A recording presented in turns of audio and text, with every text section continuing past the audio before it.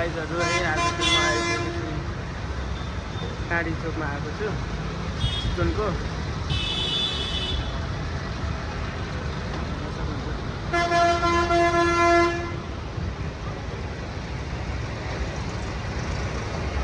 आकाश पुल मारे तर कोही पनि छैनन् हेर्नु न, एकजना पनि छैनन् के, सिङ्गल पिस।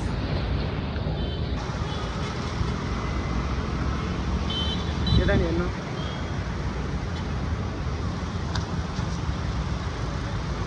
हाम्रो हेटौँडा भन्दा त डबलै त्यही ठुलो छ हेर्नु गाइजहरू।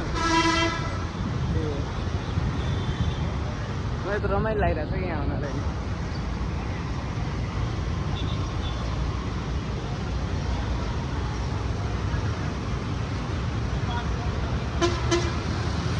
यो बस त्यो बस अब जान्छ होला सायद, हेटौँडा जान्छ होला।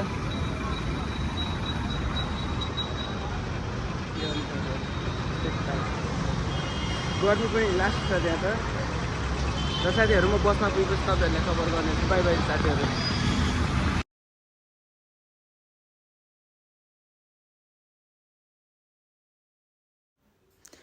बसमा पुगे भर्खर गाइजहरू होइन, ढोकामा झुन्डिँदैछु।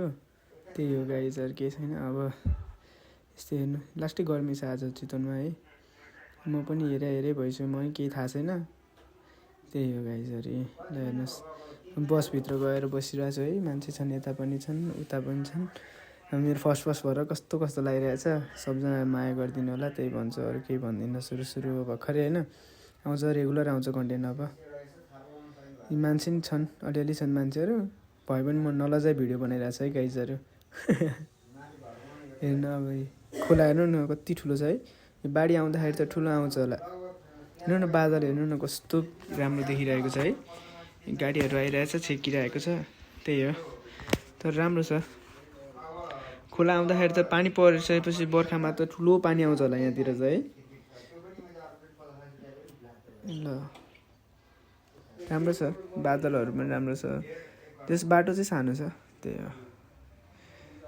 म चाहिँ दाइको घरमा गएको थिएँ। दाइको घरमा पूजा छ, आउनुपर्छ भाइ भनेर 1 महिना अगाडिदेखि भन्नु पनि भएको थियो। नजानी त कुरै भएन पूजामा, त्यही त है। यसो मिलाएर कामसाम यसो साइड लगाएर गएको थिएँ। यस रमाइलो छ, चितवन त रमाइलो छ, तर गर्मी चाहिँ अलिक बढी छ कि गाइज। के छ तपाईँहरूलाई कस्तो लाग्छ चितवन?